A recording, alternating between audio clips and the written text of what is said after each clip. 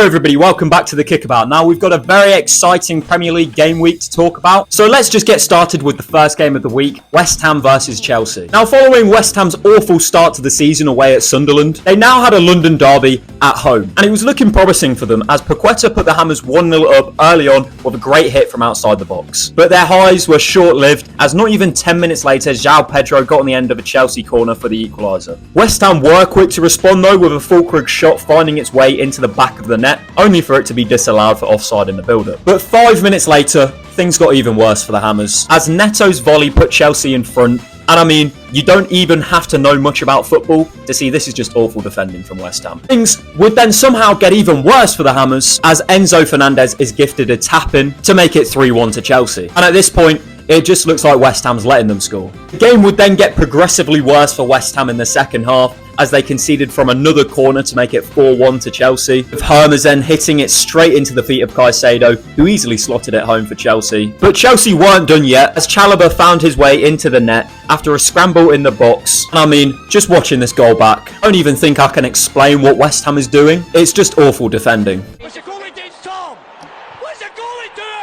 On the night, the game ended 5-1 to Chelsea, which technically makes it Graham Potter's best result for Chelsea, despite being sacked by them 2 years ago. And you know, at the end of the day, this game can really be summed up by, obviously Chelsea were great, you know, they dominated, they won 5-1, played amazingly. But this was mainly on the West Ham defenders, alright? I have not seen in the Prem defending as shambolic as West Ham's in this game, alright? Keeper was just, you know, punching the ball into danger areas. Wan-Bissaka just wasn't tracking his man, you know. The absolute basics of football just weren't being met, and they got absolutely battered. You just have to be doing better there. You have to be doing better there. And, you know, what can we say? Really, West Ham are in a lot of trouble. I said it last week after they lost to Sunderland, but now it confirms it, you know. West Ham are going to be struggling this year, which is weird as well, because, you know, they've made good signings in the past, but I feel sorry for them because their signings never seem to do well. You know, you had Somerville join last season, he didn't really do a lot. Alvarez joined 2 years ago, he's already gone. Seems like all the players they bring in just struggle. Then they're stuck with a double pivot of Ward-Prowse and Souček, alright? You know, at that point, the West Ham fans might as well start booking their tickets for Cov away, alright? Because that's a relegation double pivot, I'm sorry. We lost a lot of leadership from the dressing room as well, especially with like Big Willie Antonio leaving after being at the club for 10 years. Like, that's a big player. That will have a real impact on the dressing room. And especially when they're in like such a dire situation now, they're going to need players that have the experience of going through something like this, that can lift up the young players and sort of guide them. But they don't really have that anymore. I definitely think if I was West Ham, I would be dipping into the transfer market, alright? You need to be bringing in some quality and experience, alright? The perfect player for them, I think, will be Josh Brownhill, okay? He's literally on a free as well, so it costs them nothing. He was a very good player for Burnley. You know, he's been in these situations before. He'll add a bit of quality to that midfield. And he's not too old as well. He's only 29, so he can be at the club for a few years. I think, you know, players like that is what they need. You know, I don't want to see West Ham going down, alright? They are a big club in the Premier League. But yeah, their first two games, very worrying. Still see them beating Arsenal at the Emirates, though. Do want to talk about Chelsea from this game as well, though, because I think this game really showcased how much quality they have in their depth and how, you know, good their transfer window was. Because Palmer got injured in the warm-up, so he couldn't play, all right? And, you know, the last 2 seasons, they really relied heavily on Palmer's creativity. You could tell a difference in the team's quality when he didn't play. You know, Chelsea now has so much quality in their team. The depth is insane that, you know, they can take their star man out and still be comfortable with who they put in. They have a lot of quality in their squad. They've got a big squad with a lot of depth. So yeah, Chelsea's looking very good so far this season. The next game of the week was Manchester City versus Tottenham. And I mean, this game is always like a tale as old as time, all right? For some reason, Spurs always turn into prime Barca every time they face Man City. And I mean, this time was no different. The game started out with City making themselves a lot of chances, but they just couldn't put anything away. Spurs then got their opener after a long ball from their back line found its way to Richarlison, who had acres of space to run into. He made a perfect connection with Johnson, who put the ball past Ogden to make it 1-0 Spurs. Obviously, this wasn't a great start for Man City. They were kind of under a lot of pressure from that first goal. After that point, they were just trying to see it out to half-time to reorganise themselves. But just before half-time, however, City found themselves 2-0 down after Thogden made an awful pass into the box to his own player, who then had the ball nicked off him and smashed into the net by Fellaini. Second half, City made a few chances, but they just couldn't put anything away. Spurs stayed organised and compact, kept their clean sheet. Game ended 2-0 Spurs. I sort of expected this result anyway. However, what I didn't expect was Spurs to be as good as they were. Since Thomas Frank has come in, and I said this last week, ever since he's come in, they have been so much more organised, and it's going to win them so many more games. Obviously, Ange was great at attacking. He had the players to do that. However, they just have the quality and organisation now to get themselves through games. That's why they've got a clean sheet at the Etihad, which isn't easy to do. They never really looked like they were going to lose. I think Frank's first 3 games have been against PSG, Burnley and City. 2 of those are some of the best teams in the world. And he hasn't lost in 90 minutes. He may have lost to PSG on pens, but, still, the game itself, if that was in the Champions League, it would have been a point for him. That's a great result against the Champions League winners, and now he's just won away at the Etihad, which is a very difficult place to go. And that's exactly the quality that Thomas Frank has brought into the club. As a neutral, I'm kind of looking forward to seeing what they'll do next. I just hope they don't do it to us. Spurs have been very impressive so far in the league. Let's talk about City, all right? Obviously, I think City will still be fine, still have a shot at winning the league. Just, they never beat Spurs for some reason. There isn't really much to say from this game from City's perspective. Like, they made decent chances, they just couldn't put them away. I think they'll be just fine this season. I'm going to quickly run through all the 3 o'clock kickoffs. First, I'm going to look at Bournemouth versus Wolves. I mean, it was a cheeky little 1-0 win from Bournemouth. The Wolves went down to 10 men. Gomez going off at the start of half time. And at that point, when you're already 1-0 down and you're at 10 men, you're going to struggle to get back into things. I think Wolves are going to really struggle as well a lot this season. Do always seem to have the odd good game. I honestly just don't think they have enough quality in their squad to really do well in the season this year. Bournemouth, however, 3 points on the board after being amazing at Anfield. Bit unlucky, I think, to not get anything from that game, the way things played out. Now, a cheeky little 1-0 to put 3 points on the board there. It was another Semenyo assist. I might whack him in my FPL. I'm really enjoying watching Semenyo play football this season. I think he's going to be a great player for Bournemouth. Burnley 2, Sunderland 0. This was really a game where both teams needed to win, all right? Both of these teams are going to be scrapping for every point that they can get. So this is a massive result for Burnley. I think Sunderland still did play well. They still made some decent chances. So it'll be interesting to see who does better come the end of the season. No, Burnley beat them here, but I think Sunderland's going to be finishing higher than Burnley. Just think they have more quality in the squad. And the final game that kicked off at 3 o'clock, Brentford versus Villa. I was actually going to do a little rant just after the game finished, but I was actually in too much of a mood after that performance. Just didn't even want to talk about football. I decided to not watch the Arsenal game because I was that annoyed. It was an annoying result, okay? I've seen way too many Villa games at this point where we concede like the first chance the opposition gets, and we have most of the ball for most of the game, but we don't do anything with it, and we lose 1-0. It's especially annoying when it's a defensive error that leads to the only goal that you concede. I think Pau Torres and Cash, I'm getting a bit sick of them now, alright? Last week I was going to put a little segment in where I was going to speak about Cash and how he's actually useful for us, how he's a good player for us, okay? I think the past 3 Prem games now, he's made mistakes, okay? He made a big mistake at Old Trafford, which pretty much cost us Champions League. So in this game, the ball falls to him, and he just does nothing. He lets it bounce off him. Like, what are you doing? Why are you even here if you're not going to do anything? People, always call out the mistakes that Cash makes. But at this point, can't defend a mistake every game, because at that point, they're not mistakes. You're just a bad player. Yeah, I'm pretty disappointed and a bit worried for Villa's season. However, Brentford do look quite good. Striker they got from Bournemouth, you can see why they spent the money. They've completely changed their team up.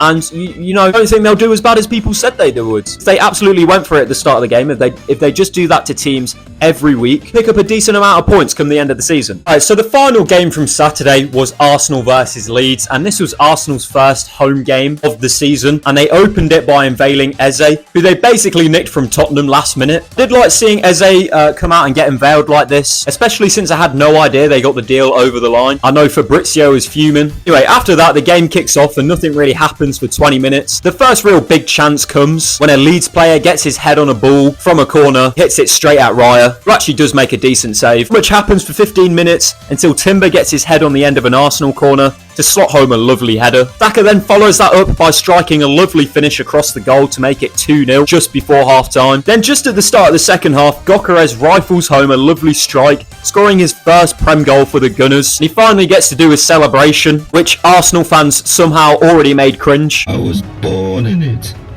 Molded by it. Gunners then put away their fourth after a scramble in the box leads to Timber getting his second of the game. Then they brought on like a 10-year-old for his Prem debut, wins Arsenal a pen, which Gyökeres quickly slots away, ending the game 5-0 to the Gunners. Yeah, the Gooners went to bed with a smile on their face that night. I think this game really showcases how much of an improvement Arsenal are in open play now that they have a proper striker. Obviously, Gyökeres didn't have, the greatest of debuts. He seems to have slotted away some nice goals here. And the fact that they're bringing Eze into the squad now means they won't have to rely on Saka for creating and scoring pretty much all of their goals. They've made a massive improvement in open play. They seem to be so much more clinical now. They're still insane at set pieces. I think they'll win the league though.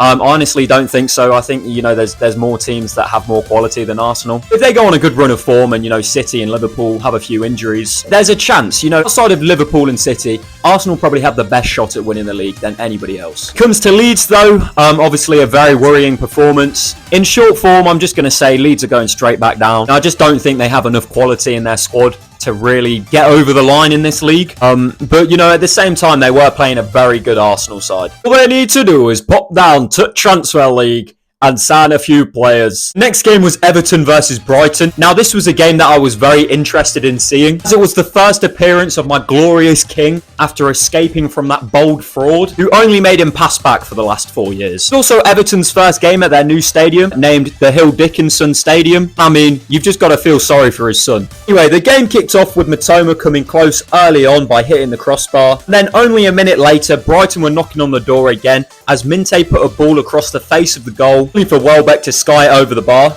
He's playing like me on pro clubs.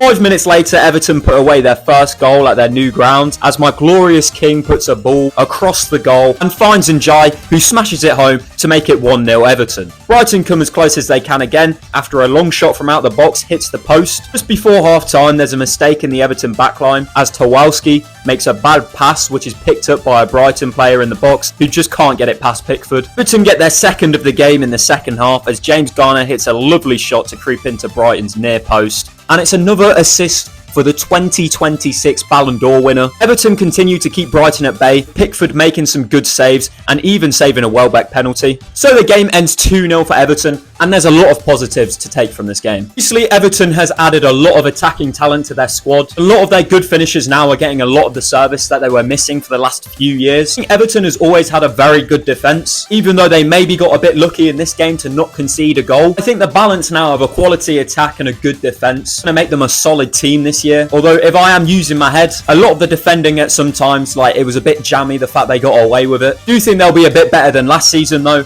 I just don't think they're going to be, qualifying for Europe or anything like that. But they do have a better team now, especially since they're adding Diblin to the attack. Him and Grealish, they're going to make a lot of chances. And I think if Everton keep the same defensive record as last season, they're going to win a lot more games. And talking about Brighton quickly, I do think they got a bit unlucky in this game. They conceded 2 good goals. Obviously, they hit the post a few times and had a penalty. But again, I think they've got a good enough squad to be just fine in the season this year. The next game was Crystal Palace versus Nottingham Forest, and this was a fixture that I thought was going to be a little bit heated between the players and the fans. Obviously, since Forest nicked, Europa League football from Palace by complaining that they had a multi-club ownership or something. Just an absolute joke, to be honest. Feel really bad for the Palace fans who, actually watched their team get to the Europa League for the first time on actual sporting merit. No. Can't be having that. But Red Bull teams, oh, yeah. Go ahead, lads. I can see their frustration. And obviously they had a banner out aimed at the owner of Nottingham Forest, which I thought was quite funny. Actually, you know what? I thought it was an absolute disgrace from the Palace fans for disrespecting the nicest man on the planet. They should all be ashamed of themselves. Marquinhos would never do anything like this. Yeah, man, I just recorded it now, so... Just let my family go, man, please. But the FA are now investigating it. FA, can we please have some funniness in football, please? But in terms of the game, it wasn't that heated, not that interesting. I think it was a 1-1 draw. Obviously, Palace are coming off the back of playing their first Conference League game. I think they're going to be a bit tired, a bit leggy, and obviously they've just lost Eze, so that's a lot of quality leaving their squad. So Ismail Sarr getting on the score sheet. He's going to have an excellent season this year. Unfortunately, the second half was all Forest. I think Palace are going to need more depth in that squad if they're going to balance Europe and the Premier League, because they did look quite tired. They have just signed Pino from Villarreal, who is obviously their Eze replacement, and I think that's an excellent signing for them. But he's obviously not the same player Eze was, but he can grow into that position. And I think that's something Palace do very well. They sign players, always seem to grow and gel into their position really well. There's a nice goal from Hudson-Odoi as well to make it 1-1. Yeah, not really much else to say about this game, to be honest. Next game was Fulham versus Manchester United. And let me tell you, United did not disappoint once again. The last week's 1-0 loss to Arsenal, United were looking to bounce back, and they didn't start off awfully this time, as Cunha hit the post early on. And then a few minutes later, he put wide a shot after a world-class touch in the box to bring the ball down. After that, the first half was mostly Fulham, with Iwobi forcing a save from the keeper. Just before half-time, United had a pen, which Bruno decided to send to France. Into the second half, United would score their first of the season, with Lenny Yoro heading in from a corner. Fulham get a little bit unlucky here with the deflection. United would not disappoint as Iwobi puts a perfect cross into the box for Smith Rowe to run onto and fire into the net, making the game 1-1. And look, what can we really say about this game, alright? Every year it's the exact same conversation about United, spend a bunch of money on new players, and then everybody says that they're going to get top 4. The season comes around and they're just struggling, okay? It's been like this for the past 10 years, alright? The only reason I clown on them so much is solely because everybody talks about them like they're title contenders, okay? I think it's going to be a same old season for United, unfortunately. They're going to have so many more games like this. They failed to beat Fulham. They're only playing Fulham. No disrespect to Fulham because, they're a great team. But, they don't have the same quality that, a Liverpool has, okay? When United get around to playing one of those teams, then we'll see if they're serious or not, okay? Actually, it is early on in the season. So far, it seems to be just same old United. Then move on to the final and absolute blockbuster game of the week, Newcastle versus Liverpool, or the can't understand their accent derby. We all knew this was going to be a heated game because of the Isak situation. And let me tell you, it did not disappoint at all. The Geordies were up for it. St James's Park was absolutely rocking. They were hard on every tackle from the first to the last whistle. Probably the best game I've seen of the season so far. The Geordies were preparing for this game like they were going to war. Oh man, Joe Linton, man. Don't mess with Joe Linton, man. And the atmosphere was obviously insane at St James's Park, alright? I think it's probably one of the best stadiums in the Prem because, the away fans are so far away, okay? The pitch is just surrounded by Geordies, especially when it's a late kickoff. Guarantee they were all pissed, okay? Would have loved to have been there to experience that atmosphere. I saw that the ball was in play for 40% of the game or something, but I don't even care. This game was entertaining, okay? Rather watch, people have a scrap rather than two teams, just passing it around the back, okay? Because that's just boring. Okay, I want to see people fight. I want to see drama. Anyway, the game started out with Liverpool struggling to get a foot into the game, with Newcastle going hard on every tackle. Fortunately for the Geordies, though, Gravenberch would take a long shot, completely catching Pope off guard to put Liverpool 1-0 up. Things would then get even worse for Newcastle as Gordon would get sent off after a late challenge on Van Dijk. I'm fucking raging. And this definitely have won. I think it might really detriment their season unless they go and find a quality striker, but unfortunately everybody is just rejecting them. They have more rejections in the Prem this season than I have on an average night out, alright? Liverpool, however, they obviously played really well to win the game, but this is the second game in a row where they've bottled a 2-0 lead. But their new 16-year-old, I can't actually remember his name, looks at an absolute class act. Very excited to see what comes from him. Yeah, anyway, that's all the games from this week. Thanks for coming along to the second episode of The Kickabout. I'll see you next week. Yeah, bye for now.